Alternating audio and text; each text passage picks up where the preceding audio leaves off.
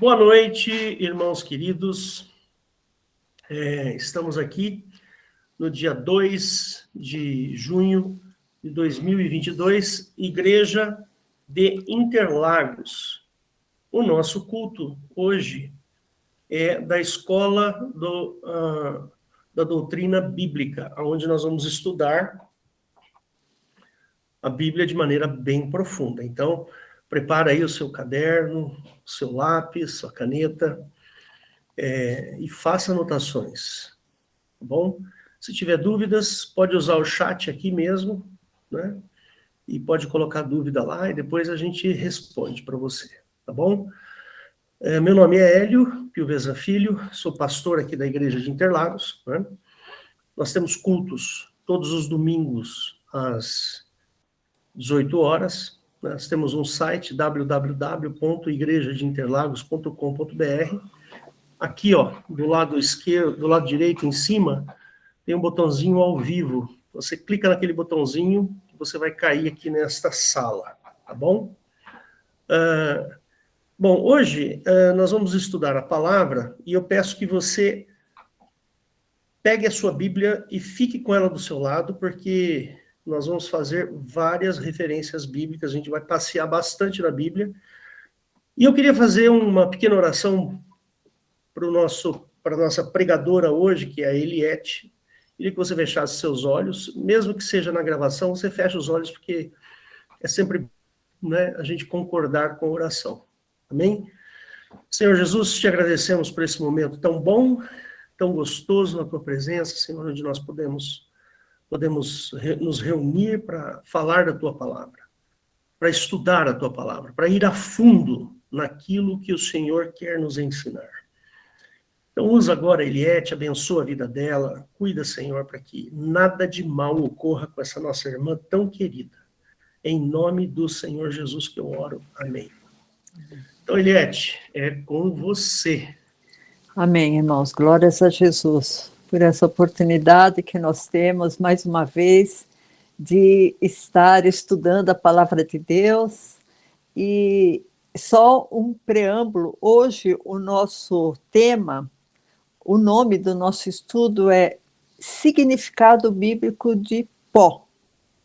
Pó. A Bíblia, ele é um livro, irmãos, riquíssimo. É um livro que fala sobre vários aspectos de Deus e do homem. A Bíblia, ela é um livro completo e ela é um livro atemporal. Não é um livro que se resume a um aspecto histórico que aconteceu com os judeus há 6.000 anos. Não, irmãos. Tudo que está escrito na Bíblia, ela é proveitosa. Tudo que está escrito na Bíblia é proveitoso para o nosso crescimento espiritual. Então, a Bíblia, ela tem um aspecto literal, né? Quando você lê, né? Por exemplo, Jesus curou o enfermo, Jesus curou o cego, Jesus curou o leproso, Jesus trouxe vários ensinamentos. Os discípulos, né? Os apóstolos, Paulo, Pedro. Mas o Velho Testamento, que muitas vezes a pessoa acaba não analisando pela dificuldade de entendimento, também traz muitos ensinamentos. Não só o aspecto literal e histórico, né, porque narra a saga do povo judeu, né, mas também tem um aspecto espiritual embutido no Velho Testamento e um aspecto enigmático. A Bíblia, ela tem que ser discernida espiritualmente. Né? A Bíblia, ela não é como um livro de geografia ou de matemática ou um romance que você lê e você capta pelo seu intelecto. A Bíblia não, irmãos. Quando a pessoa está em comunhão com Jesus Cristo em comunhão com Deus, Jesus como que abre os olhos espirituais da pessoa e pela fé e por esse movimento interno do Espírito Santo dentro da pessoa, ela acaba captando mensagens que Deus permitiu com que as pessoas inspiradas pelo Espírito Santo escrevessem na Bíblia. Nessas quintas-feiras, irmãos, a gente tem analisado muito da personalidade do Pai e da personalidade de Jesus Cristo e da personalidade de Jeová. E a própria Bíblia prova que a personalidade de Jeová é oposta à personalidade do Pai. Isso nos dá convicção que Jeová não tem semelhança com o Pai. São árvores diferentes, porque são frutos diferentes e não pode ser o mesmo Deus. Se você tem acompanhado os nossos cultos de quinta-feira, quinzenalmente, você já está mais ou menos consciente do que eu estou falando, porque se eu falar isso para uma pessoa que nunca ouviu nada sobre o assunto, talvez ela fique um pouco escandalizada, né? Porque todos os cristãos, na quase sua totalidade, têm a convicção que Jeová é o Pai. E quando vê inconsistências ou incoerências entre o Deus do Velho Testamento e o Deus do Novo Testamento, coloca tudo isso debaixo do tapete como se Deus fosse imutável. Só que em Deus não há mudança nem sombra de variação. Né? Então, irmãos, sobejam, tem centenas de argumentos que a gente tem estudado, né? Só para dar uns 3, 4 exemplos. O Pai está na luz inacessível, no Pai não tem trevas nenhuma, e Jeová vive nas trevas. O Pai deu uma lei de amor, Jeová deu uma lei de agressividade, uma lei que não contemplava o amor, né? Então, a gente começa a ver uma porção de incoerência, de inconsistências que não dá para se explicar, a não ser a gente tendo a convicção que realmente Jesus Cristo e o Pai são um. E Jeová é o oposto, nas obras, nos frutos, no conhecimento, na maneira de agir. Então, continuando, tá? Esse nosso assunto que a gente escolheu hoje, vamos falar do pó. Qual o significado bíblico do pó? Né?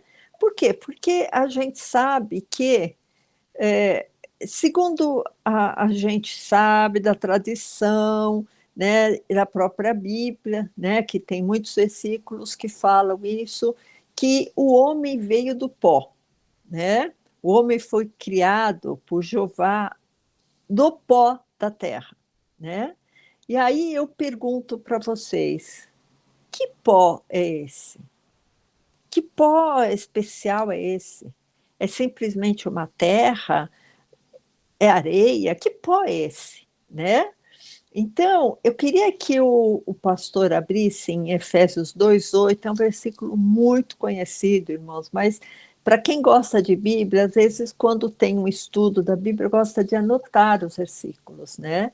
Então, por exemplo, aqui em Efésios 2:8, está justamente falando sobre o que nos move para sermos salvos, né? Então, fala assim, porque pela graça sois salvos por meio da fé, isso não vem de vós, é dom de Deus. Verso 10, porque somos feitura sua, criados em Cristo Jesus para as boas obras. Então, irmãos, aqui no verso 10 é muito interessante, porque nós somos criados e formados do pó da terra. Mas em Efésios 2:10, irmãos, é muito interessante, porque fala assim: porque somos feitura sua, criados em Cristo Jesus. Então, nós somos criados em Cristo Jesus. E Cristo Jesus está no pó. Vocês entendem o raciocínio que eu fiz? O homem nasceu de pó, do pó.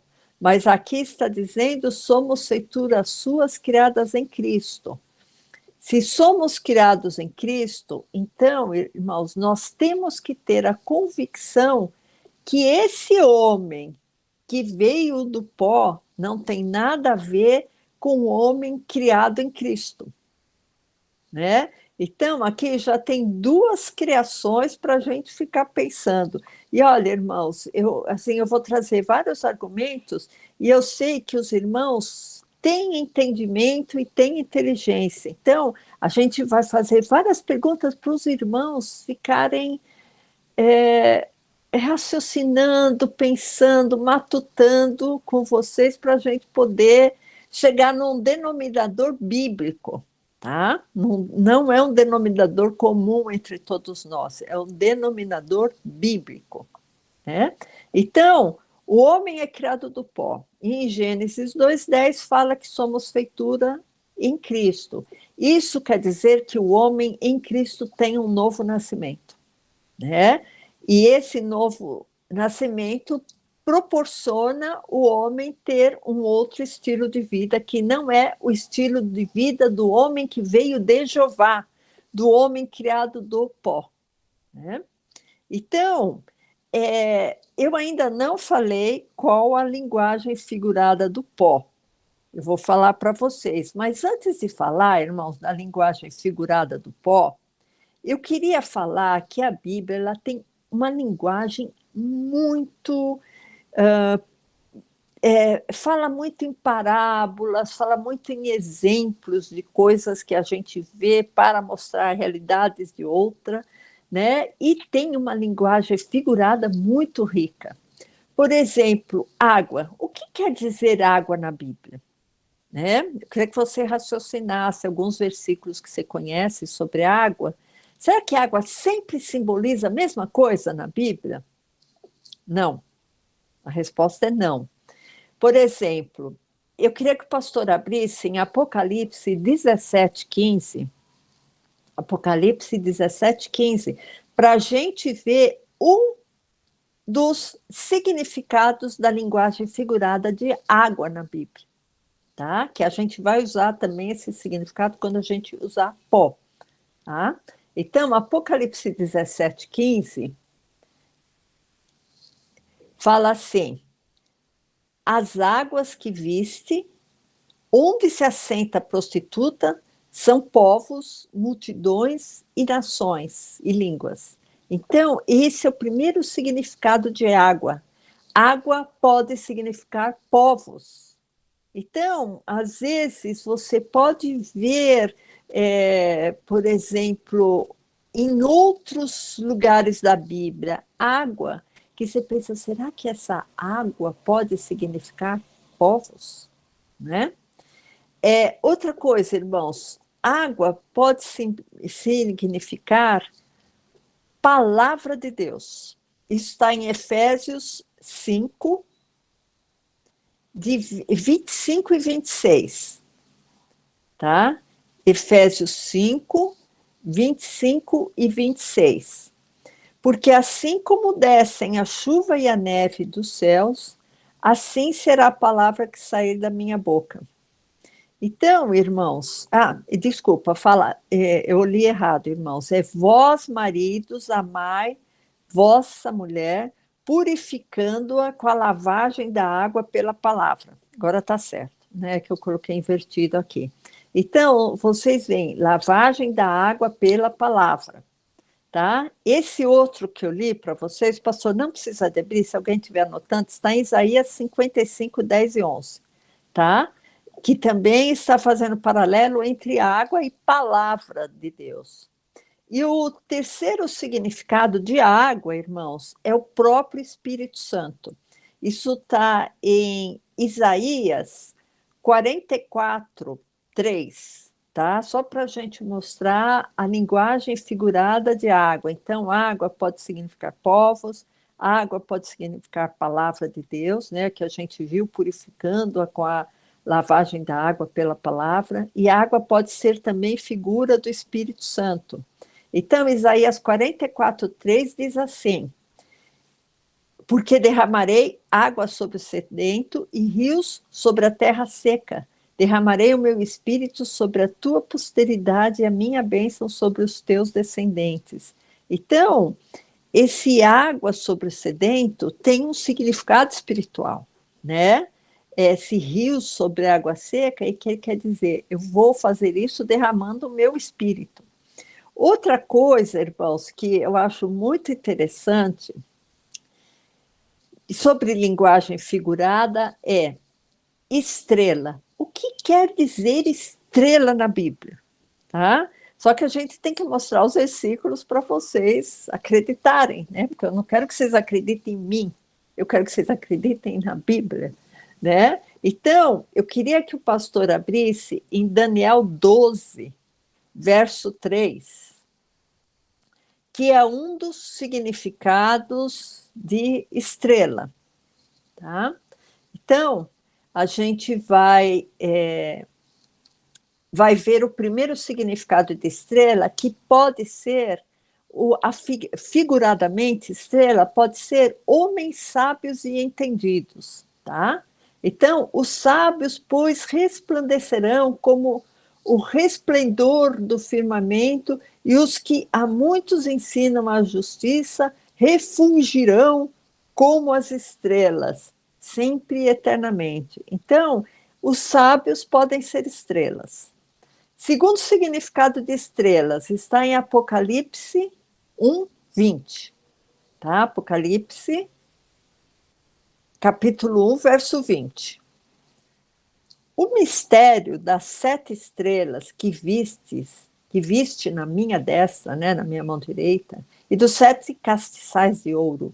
As 7 estrelas são os anjos das 7 igrejas, e os 7 castiçais que viste são as 7 igrejas. Então, irmãos, essas 7 estrelas podem ser anjos, tá? Então, podem ser homens entendidos e sábios, pode ser anjo. Estrela também, irmãos, tem um outro significado em Apocalipse 12, 4. Apocalipse 12, 4 pode ter o significado de anjos caídos, tá? Então, fala assim, e a sua cauda levou após si a terça parte das estrelas do céu e lançou-as sobre a terra. Essa terça parte das estrelas do céu, irmãos, a gente já fez um estudo que eu estou querendo refazer, que é o significado espiritual das estrelas, que estrela, um dos maiores significados são espíritos ou anjos ou demônios, tá? E esses que foram lançados sobre a terra são os demônios, né? Estrela, vou falar um quarto significado de estrela. Estrela, o quarto significado está em Apocalipse 22, 16, que fala assim, irmãos, esse significado é o próprio Jesus. Vocês veem como a gente tem que ter discernimento espiritual, porque estrela pode ser anjo caído, pode ser Jesus também, quando fala em estrela. Eu, Jesus, Apocalipse 22, 16, sou a raiz e a geração de Davi, a resplandecente estrela da manhã. Entenderam? Jesus é a resplandecente estrela da manhã. Só que estrela também pode ser um quinto significado, pode ser figura de Satanás. Olha, irmãos, como a Bíblia tem que ser discernida espiritualmente. Isso está em Isaías 14, 12. Tá? Só para a gente terminar esses significados da estrela, para os irmãos verem como esse assunto é vasto. Isaías 14, 12. Como caíste do céu, ó estrela da manhã, né? Então, aqui pode ser o Ciro, né? O rei Ciro, pode ser o próprio Satanás, no sentido enigmático, né? Ou no sentido espiritual.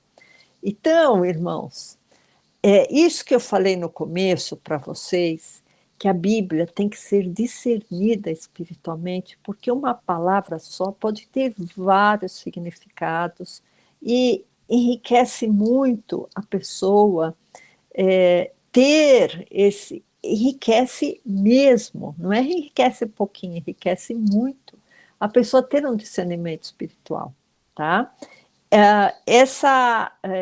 Esse estudo que eu estou fazendo hoje, eu estou baseada no livro Enigma do Princípio, tá? Porque esse livro, irmão, é do pastor Olavo, é muito interessante porque fala muito sobre a linguagem figurada e enigmática que existe em Gênesis, tá? Aqui em 1 Coríntios 12, 1 Coríntios 12, não, desculpa, irmãos, 1 Coríntios 2, verso 11. Eu queria que o pastor abrisse para a gente ler juntos, porque eu acho muito interessante isso, sabe? 1 Coríntios 2, verso 11. Isso. Porque qual dos homens sabe as coisas do homem, senão o espírito do homem que nele está? É verdade, irmãos. O espírito do homem sabe as coisas do homem, né? A gente sabe o que acontece com a gente, porque a gente tem o espírito do homem, entendimento do homem, né? Assim também ninguém sabe as coisas de Deus, senão o espírito de Deus. Então, o homem não consegue saber o que se passa no reino espiritual, certo? Então vamos continuar. 12. Mas nós não recebemos o Espírito do mundo, mas o Espírito que provém de Deus, para que pudéssemos conhecer o que nos é dado gratuitamente por Deus. Irmãos, olha a profundidade dessa passagem de Paulo, né, que ele escreveu na carta aos Coríntios. Verso 13. As quais também falamos, não com palavras de sabedoria humana, mas com as que o Espírito Santo ensina, comparando as coisas espirituais com as espirituais. Ora, o homem natural não compreende as coisas do Espírito de Deus porque lhe parecem loucura. Irmãos, isso daqui está mais que provado. As pessoas do mundo não entendem as coisas de Deus. Para ela é loucura mesmo. E não pode entendê-las, porque elas se discernem espiritualmente. Por isso, irmãos, quando a pessoa está muito loucona, muito maluca, não adianta você falar de Jesus, tem que orar pela pessoa, porque ela não vai entender nada que você fala. Ficou mudo aqui. Eu não sei se ficou para todos. Não, para mim tô ouvindo bem. Fala alguma coisa, Eliette, por favor. Então, o verso 12, agora eu vou falar o verso 13 de 2 Coríntios 13, 2, 13. Acho que o pastor Waldo poderia sair e entrar de novo para ver se melhora. O meu aqui eu estou ouvindo bem, viu? Tá, então posso continuar, pastor Hélio? Espera um pouquinho. Waldo, você está ouvindo eu? Alô, Waldo? Você está me ouvindo, Waldo? Estou ouvindo bem. A Eliette está ouvindo bem também? Estou. Estou ouvindo bem. Então, tá bom. Tá. Então, vamos continuar 1 Coríntios 2,13. As quais também falamos, não com palavras de sabedoria humana, mas com as que o Espírito Santo ensina, comparando as coisas espirituais com as espirituais. Ora, o homem natural não compreende as coisas do Espírito de Deus, porque lhe parecem loucura e não podem entendê-las, porque elas se discernem espiritualmente. Mas o que é espiritual, aquela pessoa que tem o Espírito Santo, que é espiritual, discerne bem tudo, e de ninguém é discernido.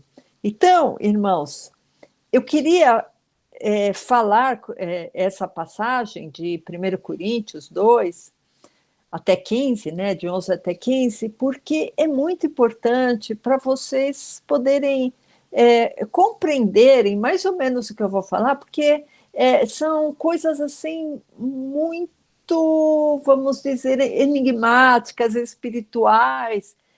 Não vamos analisar a Bíblia, Gênesis, ou o pó, né, o homem que veio do pó. A gente não vai analisar ao pé da letra, porque ao pé da letra não dá para entender Deus, né? Porque Deus se discerne espiritualmente, né? Então, quando na Bíblia fala assim, né? Haja luz, né? Quando lá na criação do mundo, né? Os Elohims, né? Ou Jeová falou assim, haja luz. No primeiro dia, né? Isso aí não precisa abrir, pastor, mas está em Gênesis 1:3. Então, no primeiro dia, haja luz. Que luz era aquela? Olha, irmãos, eu vou encher vocês de dúvida e vou tentar tirar dúvida no final. Que luz era aquela se o sol foi criado só no quarto dia da criação, né? Que luz era aquela que foi criada, né? Outra coisa importante, irmãos, em Gênesis, se o irmão quiser anotar, eu acho que é interessante, em Gênesis 1:11, é o terceiro dia da criação e é quando foram criadas as ervas, as árvores, né? O pastor quer abrir? Então, Gênesis 1:11. Esse é o terceiro dia da criação, irmãos. E disse Deus, produza a terra verde, erva que dê semente, árvore frutífera que dê fruto segundo a sua espécie, cuja semente está nela, e continua, né? Só que esse foi o terceiro dia, irmãos. O quarto dia está em Gênesis 1:16, tá? O quarto dia. E fez Deus os dois grandes luminares, o luminar maior para governar o dia e o luminar menor para governar a noite, e fez as estrelas. Então, o que está dizendo aqui? Que o sol e a lua e as estrelas foram criados no quarto dia e as árvores no terceiro. E isso, irmãos, do ponto de vista científico é impossível, porque as árvores, as ervas, têm a clorofila e depende do sol para produzirem os frutos, para crescerem, para existirem. Então, vocês entendem que o que está escrito em Gênesis não pode ser lido ao pé da letra, porque ao pé da letra, a Bíblia, a criação se torna uma coisa impossível. E Deus não iria fazer uma coisa impossível para ser desacreditada. Logo, o que está escrito aqui, irmãos, tem muito mais sentido espiritual e enigmático do que sentido ao pé da letra, literal, né? Que seria o sentido literal, né? Então, o que acontece? Os cientistas que não têm discernimento espiritual, eles acabam lendo a Bíblia ao pé da letra, e eles começam a ver inconsistências na Bíblia, inconsistências literais na Bíblia. Eles vão falar, mas por que a erva foi criada no terceiro dia e o sol no quarto dia? Isso é impossível, então a Bíblia está errada, não tem que ser seguida, né? Então, irmãos, esses problemas de explicação acabou indo até para revistas, né? Ou para jornais, desacreditando a Bíblia, desacreditando a criação. Por quê? Existe, irmãos, provas científicas abundantes provando que o homem viveu há milhões de anos. Por exemplo, o primeiro homem que se tem ciência foi o tal do Homo erectus. Esse Homo erectus, ele viveu há cerca de 2 milhões de anos, tá? Olha, irmãos, eu não sou a favor do darwinismo, tá? Mas a Bíblia, ela tem que ser lida espiritualmente, vocês vão ver, assim, não é que a gente veio da ameba, não, tá? Houve uma ação divina aí no meio do caminho. Isso aí está mais que provado, até o pastor Valdo já fez até pregações sobre isso, né? sobre uma inteligência por trás de toda essa evolução que teve no mundo, né? Então, o que acontece? Então, há 2 milhões de anos já existia a forma humana aqui na Terra. E Adão, ele viveu há 6 mil anos. Então, vocês veem que não encaixa essa história de falar que Adão foi o primeiro homem, né? Talvez a gente vai falar que ele foi o primeiro homem formado do pó, mas a gente vai ver o que é pó. Bom, por isso que o assunto é o significado bíblico do pó. Eu sei que eu estou dando várias voltas, irmãos, mas vocês têm que ter ciência disso, porque isso é uma coisa muito interessante, tá? E quando eu terminar, vocês vão ver a integridade da Bíblia e como a Bíblia é um livro coerente, tá? Então, vamos correr aqui, né? Então, inclusive tem publicações, se vocês lerem esse livro, né, tem publicações de jornal, dizendo que, inclusive, lá nos Estados Unidos, as crianças antigamente estudavam a Bíblia, aprendiam a ler até estudando a Bíblia, porque a América, ela sempre foi um país, a América do Norte, né, os Estados Unidos, sempre foi um país muito cristão. Só que, a partir do momento que eles começaram a desvendar pelo carbono 14, que aqueles ossos encontrados na arqueologia tinha milhões de anos, eles começaram a desacreditar a Bíblia e eles excluíram a Bíblia do currículo escolar, que antes ela estava muito presente lá nos Estados Unidos, né? Então, eu queria que o pastor abrisse em Gênesis 1:26. Gênesis 1:26.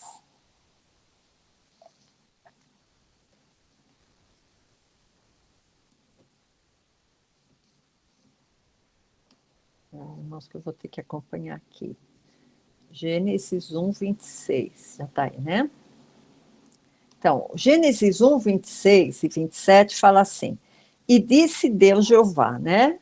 Ou os Elohims, façamos o homem à nossa imagem, conforme a nossa semelhança, e domine sobre os peixes do mar, sobre as aves do céu, sobre o gado, sobre toda a terra e sobre o réptil, todo o réptil que se move sobre a terra. E criou Deus o homem à sua imagem, a imagem de Deus o criou, homem e mulher os criou. Então, irmãos, essa criação de Deus é uma criação, vamos dizer, do nada, tá? Criou Deus do nada. É uma criação que vamos dizer que em hebraico, tá? Eu não sei hebraico, isso aqui eu tô dizendo baseado no livro. A palavra é bará. Bará. Essa criação é bará. Agora, existe uma outra criação, que é a criação que está em Gênesis 2:7. Porque vocês veem que em Gênesis 1:26, o homem tinha domínio sobre todas as coisas, andava sobre todos os lugares, foi criado homem e mulher, certo? Criado macho e fêmea, criado juntos, e criou do nada. Agora aqui em Gênesis 2:7 fala assim: E formou Jeová Deus o homem do pó da terra e soprou em seus narizes o fôlego de vida, e o homem foi feito alma vivente. Esse formou Deus Jeová já é outra palavra hebraica, não é bará, é iatizar, com Y, iatizar. Eu não sei como se pronuncia, mas é assim que se escreve, irmãos. E essa palavra quer dizer que foi formado o homem de alguma coisa. E esse homem que foi formado do pó, que a gente sabe que foi formado do pó, que aqui está dizendo em Gênesis 2:7, que ele foi formado do pó, e a gente vai ver de onde veio esse pó. Esse homem, irmãos, foi criado sozinho. Depois de algum tempo que aquele homem estava segregado no jardim, que Jeová teve pena dele e criou a ajudadora, que é a Eva, certo? Que esse homem é o Adão. Então, eu queria que o pastor abrisse em Gênesis 3:23, que também está se referindo a Adão. Só que o interessante, irmãos, que a gente tem que analisar bem profundo isso, que o pó que foi usado para criar Adão, para formar Adão, foi um pó vindo de fora do jardim. Tá? Então, fala assim, Gênesis 3:23. Jeová Deus, pois, lançou fora do jardim do Éden, lançou o Adão, né, e a Eva, fora do jardim do Éden, para lavrar a terra de que fora tomado. Então, Adão e Eva foram formados a partir de um pó que não era do jardim do Éden, era de fora do jardim do Éden. Tá? Vamos guardar essa informação. Então, o homem foi criado do pó, e esse homem, de Gênesis 1:26, provavelmente foi um outro tipo de homem, que pode ter a ver com o Pithecanthropus erectus, com o homem de Neandertal, com o homem das cavernas, alguma coisa assim. Só que Adão, ele foi criado por Jeová, um homem especial, porque daquele homem veio a raça humana, indiretamente. Por quê? Porque Adão, a sua descendência, acabou criando Noé, né? Noé, tataraneto do bisneto, sei lá, de Adão. Né? Tem a genealogia lá de Noé, ele veio de Adão. Ele veio a partir de um dos filhos de Adão, da genealogia, que foi Sete, que foi o terceiro filho. Né? Porque teve o Caim, o Abel, aí o Caim matou Abel, ficou o terceiro filho, que foi o Sete. De Sete veio Noé. Então, quando veio o grande dilúvio, matou todo mundo da terra. E só ficou a família de Noé. Logo, somos todos descendentes de Adão. Indiretamente, somos sim. Por isso que todos têm um DNA mais ou menos parecido. Né? O que eu quero dizer com isso? Que Adão, ele foi o primeiro homem formado que recebeu um sopro divino e que tinha uma missão de cultuar Jeová, de obedecer Jeová.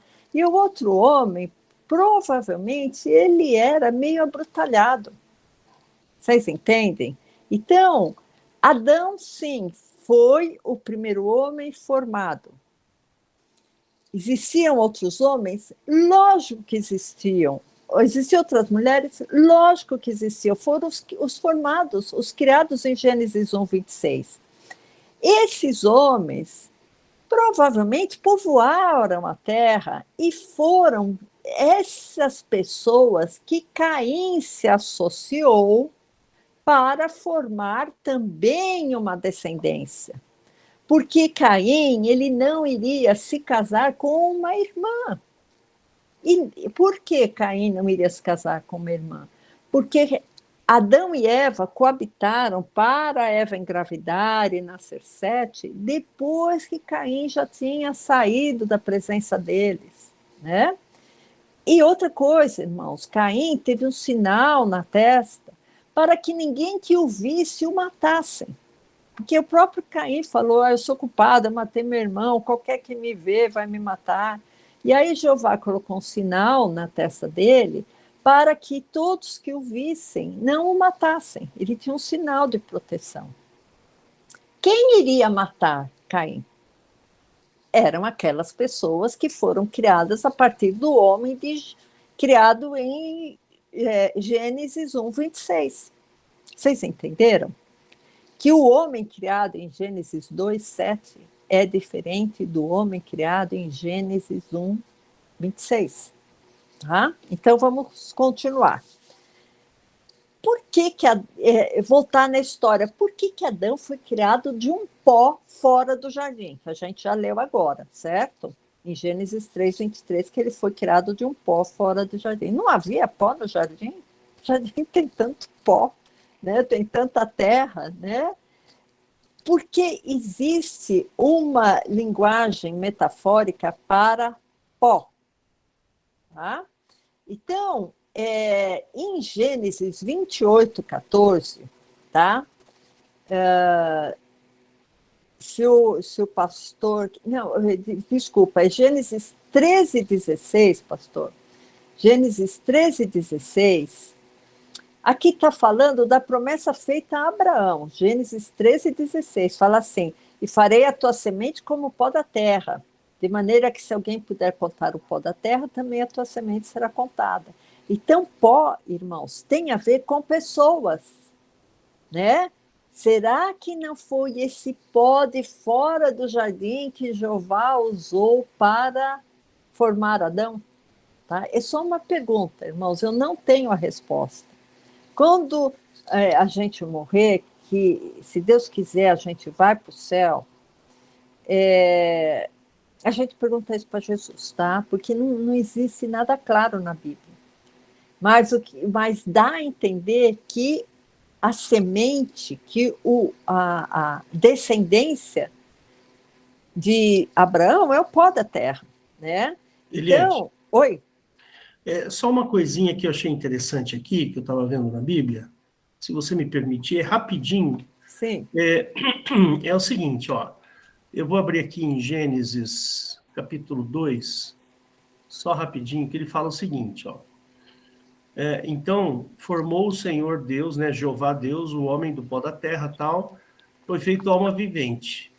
Depois de ter criado o homem, ele plantou um jardim no Éden, percebe? Do lado oriental, e pôs ali o homem que tinha formado. Ou seja, o homem foi formado do pó fora do Éden, depois que Jeová Deus põe o homem dentro do jardim.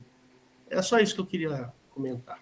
Então, por quê? Porque o pó, ele pode representar descendência, e o pó também, irmãos, é uma linguagem figurada de morte, tá?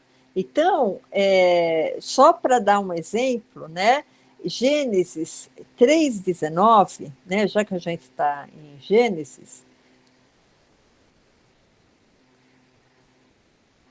fala assim, 3:19, no suor do teu rosto comerás o teu pão, até que te tornes a terra, quer dizer, até que morra, porque dela fostes tomados, porque és pó, e em pó te tornarás. Quer dizer, você é pó, e você vai voltar para a morte, porque você veio da morte. Então, a morte está sempre muito associada em vários versículos, irmãos, de Jó, tá? Tem um versículo também que eu só vou deixar com vocês, que a gente não vai ler, que é Salmo 22:15, que também associa pó à morte. Jó 34:15, Jó 21:26, Eclesiastes 3:20, tá? Então, o pó, ele tem o significado de descendência, como a gente viu lá de Abraão, né, que a descendência dele seria como o pó, e pó tem o significado também de morte. Então, tem esses dois significados o pó, tá? E interessante, irmãos, que eu acho que outro ponto que a gente tem que analisar também, que Adão, ele foi expulso, né, do Éden para que ele não comesse da árvore da vida, né? Que as duas árvores estavam no centro, porque a árvore que Adão comeu foi a árvore da ciência do bem e do mal. E quando ele come essa árvore, ele se torna muito parecido com os Elohims ou com Jeová, né? Eis que o homem é como um de nós, sabendo o bem e o mal, né? Então, ele é expulso para que ele não estenda a mão, né, para comer da árvore da vida. Então, irmãos, isso aí é uma coisa muito interessante também. Aquela história que eu contei de Caim para vocês, eu só vou mencionar os versículos, tá, irmãos, que eu quero falar outras coisas ainda, que está em Gênesis 4:25, que é quando nasce o terceiro filho de Adão e Eva, que se chama Sete, igual o número 7, tá? 7. está em Gênesis 4, 25. Tá? E Gênesis 4, 14 é aquilo que eu falei para vocês, que a Caim achou que iriam matá-lo, mas Jeová colocou um sinal na testa dele, né? E aí ele foi para uma terra chamada Terra de Nod, ou Nod.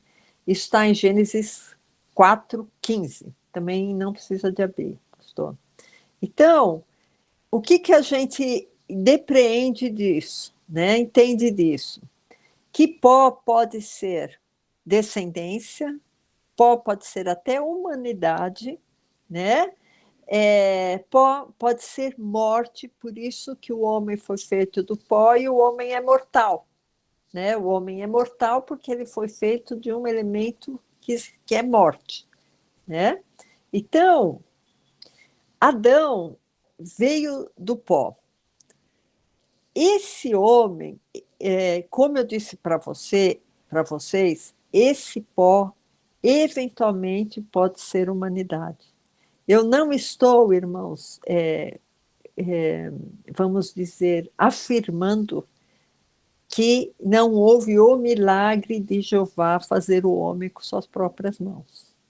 Mas a Bíblia é um livro figurado, então a gente não sabe até quando esse Gênesis 2:7 tem esse sentido também figurado, né?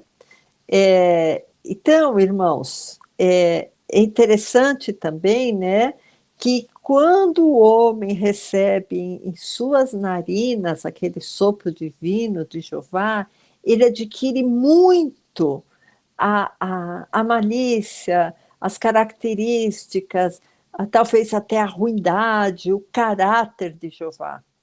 Por isso que nós lemos lá no início, em Efésios 2, né, de 8 a 10, que somos feitura sua, criados em Cristo. Então, se nós somos feitura criados em Cristo, é uma nova criação. Não é aquela criação daquele homem que pecou e depois ficou com vergonha de Jeová, né, se cobriu com folhas de figueira, e depois Jeová fez túnicas e pele, que isso daí também tem um significado espiritual, né? Que tem a ver até com o sacrifício de Cristo, né? Outra coisa, irmãos, que é interessante, que quando Eva e Adão comeram daquele fruto proibido, houve um castigo para Adão, um castigo para Eva e um castigo para a serpente, né? Castigo para Adão é que ele ia plantar, ia nascer espinho, com o suor do teu rosto comerás, então ia ter que trabalhar a vida inteira, né? Um castigo para Eva é que quando ela iria dar à luz aos filhos, ela ia ter muita dor e o desejo dela seria para o esposo. E eu queria que o pastor abrisse em Gênesis 3,14, que é o castigo da serpente, que eu acho muito interessante, porque os três levaram o castigo, né? Adão, Eva e a serpente. Vamos ver o castigo da serpente. Gênesis 3,14. Então, o Senhor Deus, Jeová, né, disse à serpente: porquanto fizeste isso, né? Ofereceu fruto lá, né, para Eva. Maldita serás mais do que toda fera e mais do que todos os animais do campo. Sobre o teu ventre andarás e pó comerás todos os dias da tua vida. Eu quero me deter nesse finalzinho, irmãos. A serpente vai comer o pó. E quem é o pó? O pó é o homem. O pó é a humanidade, né? Então, na verdade, esse castigo que Jeová deu para a serpente não foi tão castigo assim, porque agora ela tem a primazia de dominar o homem, que é assim, comer o homem. Ela vai estar em superioridade em relação ao homem, porque você só come o que você tem superioridade, né? A igreja pode ferir a serpente, mas se a pessoa não estiver inserida no corpo de Cristo, na igreja, ele está à mercê de ser comido pela serpente. Por isso que o mundo jaz no maligno, né? E por isso também, irmãos, que a gente pensa assim, Jeová, ele criou a serpente. Em Gênesis 3:1, ele criou a serpente. E Jeová deu o privilégio da serpente comer o homem, estar em superioridade sobre o homem. O homem que não está com Cristo, irmãos, ele está à mercê de ser comido pela serpente. Porque o mundo não é de Deus, não é de Jesus, não é Jesus que está em todos os lugares. Quem está em todos os lugares é o oxigênio, é o ar, é a luz, ou falta de... Isso está em outros lugares, irmãos. Isso aí é papinho de nova era, que Jesus está na florzinha, que Jesus está na abelha, que Jesus está no coelhinho. Não, irmãos. Jesus, ele está no céu à direita do Pai e ele nos mandou o Espírito Santo para aquele que nele crê.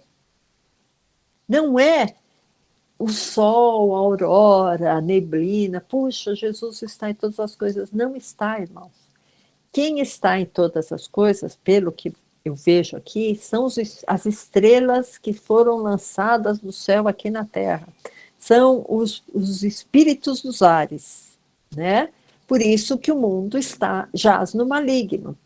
Quando lá na tentação, o diabo, na tentação, disse para Jesus, se o pastor quiser abrir, Lucas 4:6, aqui o diabo está mostrando que o mundo é dele.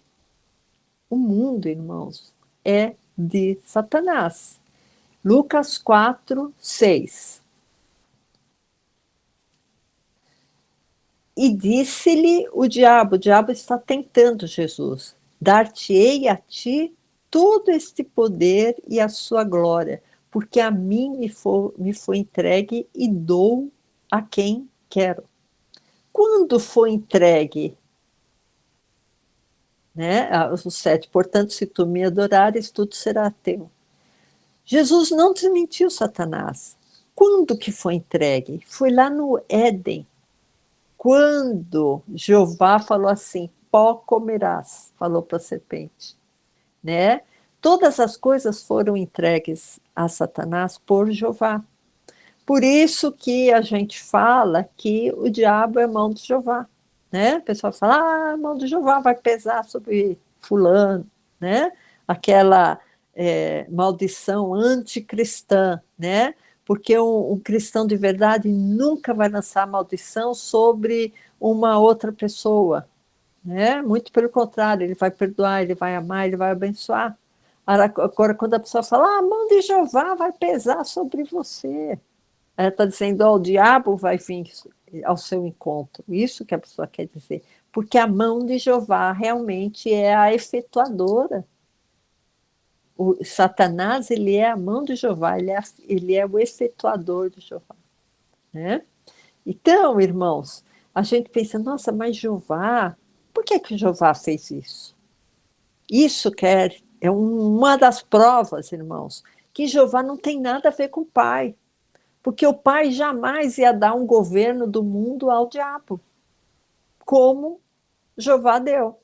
Por isso que em Salmos, eu queria que o pastor abrisse, em Salmos 18:8, eu sei que alguns irmãos já conhecem essa passagem, mas eu queria que o pastor abrisse, porque aqui claramente mostra como que é a figura de Jeová. Jeová é a figura de um dragão, irmãos. Salmo 18:8.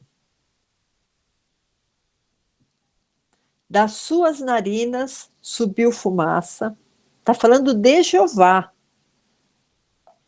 Quando que sai fumaça do nariz e da boca sai fogo que consumia?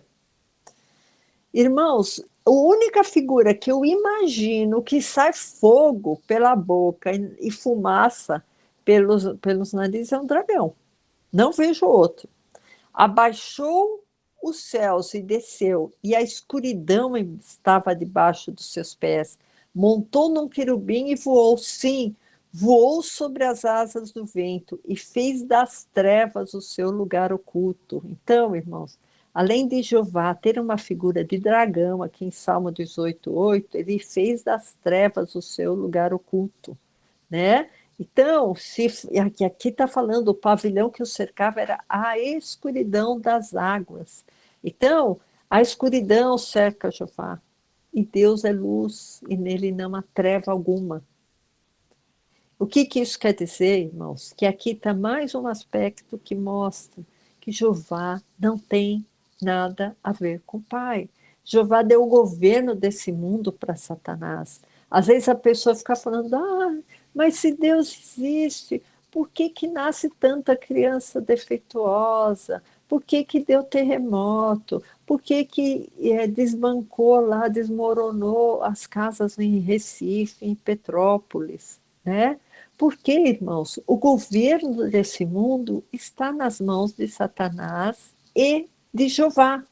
E Jeová não tem misericórdia de você. Tanto assim que, para Jeová, o único povo bendito era o povo judeu. O gentil, que somos nós, eram povos malditos. Se não fosse Jesus vir e nos resgatar principalmente da condenação da lei que estava sobre todos, nós não teríamos saída, irmãos. Se não fosse Jesus nos revelar o Pai de amor, nós não teríamos saída, nós não conheceríamos o amor de Deus. E esse amor de Deus está em Cristo, Jesus. Por isso também, irmãos, os judeus não conseguiram entender Jesus, não conseguiram aceitar Jesus. Quando houve aquele julgamento, eles preferiram Barrabás do que Jesus. Porque Jesus não tem nada a ver com Jeová. Eles conheciam um Deus irado, guerreiro, que tinha uns sacrifícios esquisitos lá de morte de animais. Jesus veio resgatar o homem perdido, a prostituta. Jesus veio resgatar o pecador. Jesus teve uma postura totalmente diferente do que eles conheciam. Por isso, irmãos, que a gente vai continuar nessa toada, vai continuar nas quintas-feiras, sempre falando sobre isso, porque a verdade liberta, irmãos. A verdade liberta. Quando Jesus nos mostra a verdade, a gente começa a amar muito mais Jesus. A gente começa a amar muito mais Jesus e saber que Jesus não era aquele lá que matava as criancinhas, matava os velhos, que matava as grávidas, lá no Velho Testamento. Não era aquele Deus que era volúvel, uma vez estava bem, outra vez não estava, aquele Deus que o povo sentia fome no deserto, ele mandava vir codornizes para as pessoas comerem, elas estavam comendo, aí vinha uma saraivada e matava todo mundo. Né? Que Deus é esse? Né? Que se o povo pedir pão, ele dá pedra. Né? Jesus deixou muitas mensagens para a gente ter essa convicção que Jesus, o Pai e o Espírito Santo é o nosso verdadeiro Deus. Agora, aquele Deus criador que criou um homem defeituoso, pecador, que criou um povo para si, para louvá-lo, e o outro povo era totalmente alijado, excluído, maldito. Esse não é o Pai, irmãos. Amém, irmãos? Então, eu quero só fazer uma oração final, essa palavra que eu tinha para vocês. Eu espero que eu tenha me feito explicar, né? A proposta, a visão bíblica espiritual, né? Os enigmas que tem na Bíblia, os mistérios que tem na Bíblia, que são sensacionais, irmãos, porque aí você começa a pensar, puxa, realmente a Bíblia é um livro atual, é um livro de hoje, e é um livro de amanhã e de depois de amanhã. Amém, irmãos? Vamos fechar nossos olhos por um instante. Senhor Jesus, nós sabemos, Pai, que a Tua palavra, Senhor, é complexa, que a Tua palavra necessita de discernimento espiritual, Pai. Por isso, Senhor, te clamamos, Senhor, abra os nossos olhos, abra o nosso entendimento, Pai, e que nós que ouvimos essa palavra e que todos os que vierem a ouvir essa palavra possam ter o entendimento que tu queres através do teu Espírito Santo que nós tenhamos, Pai. Abençoe todos os que estão ouvindo e os que virão a ouvir essa palavra, Pai. Eu oro em nome de Jesus. Amém. Amém, irmãos. Glória a Deus.